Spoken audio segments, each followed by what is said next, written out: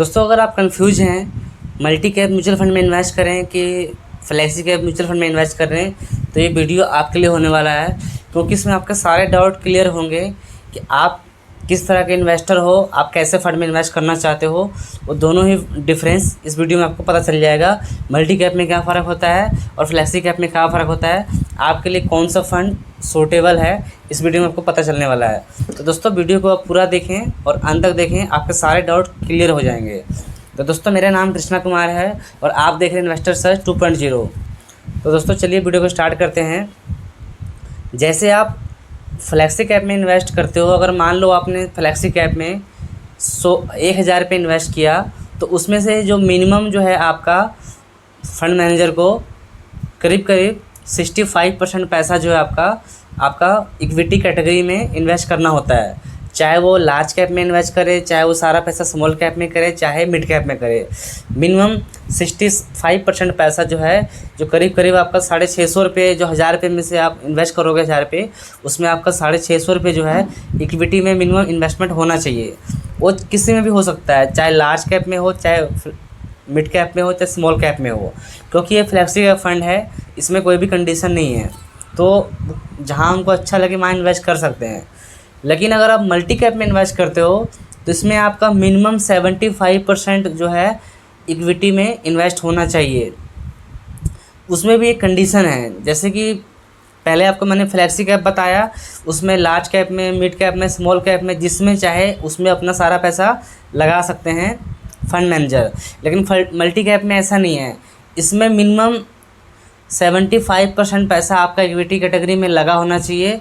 वो भी 25% minimum small cap में लगा होना चाहिए, 25% मिनिमम मिड कैप में लगा होना चाहिए, और मिनिमम 25% आपका पैसा लार्ज कैप स्टॉक में लगा होना चाहिए।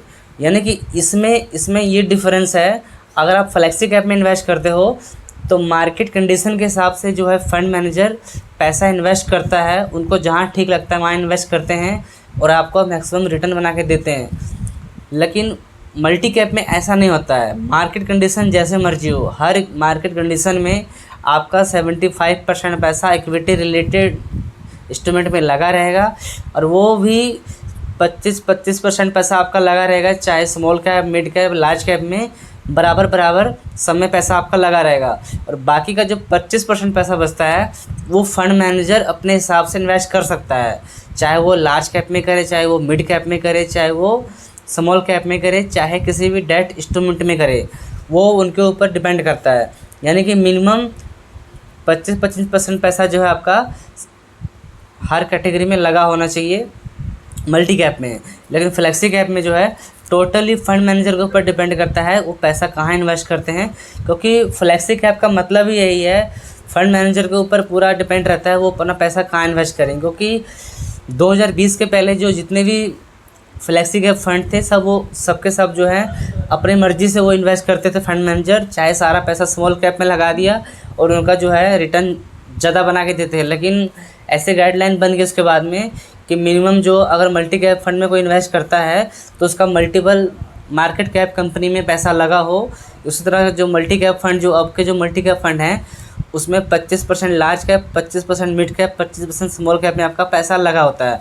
और अगर आपको फ्लेक्सी कैप में इन्वेस्ट करना है, तो उसमें अगर आप इन्वेस्ट करते हो, तो आपका जो सारा फंड मैनेजर अपने हिसाब से पैसा इन्वेस्ट करता है मार्केट कंडीशन देख के।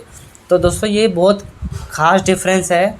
अगर आप चाहते हो आपका पैसा डिवर्सिफाइड रहे, हर मार्केट कैप में, मिड कैप में भी रहे, स्मॉल कैप में भी रहे और लार्ज कैप में भी रहे, मार्केट के हर कंडीशन में इन्वेस्ट रहे, तीनों कैटेगरी में, तो आप मल्टी कैप में इन्वेस्ट कर सकते हो बिना सोचे समझे।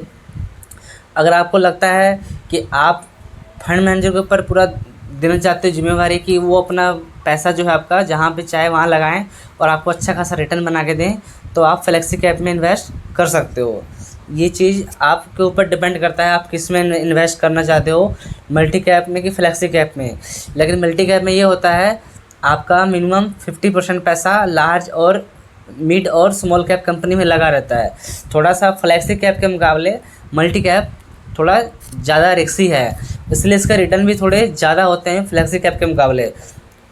क्योंकि मल्टी कैप में जो होता है, मिड कैप और स्मॉल कैप में 50% इन्वेस्टमेंट रहता है। और फ्लेक्सी कैप जो फंड होते हैं ज़्यादातर लार्ज कैप कंपनी में इन्वेस्ट करते हैं, इसलिए उनका रिटर्न थोड़ा स्टेबल रहता है मार्केट के हिसाब से। जब मार्केट में जब गिरावट आती है तो उतना नहीं गिरता है वो मल्टी कैप के मुकाबले।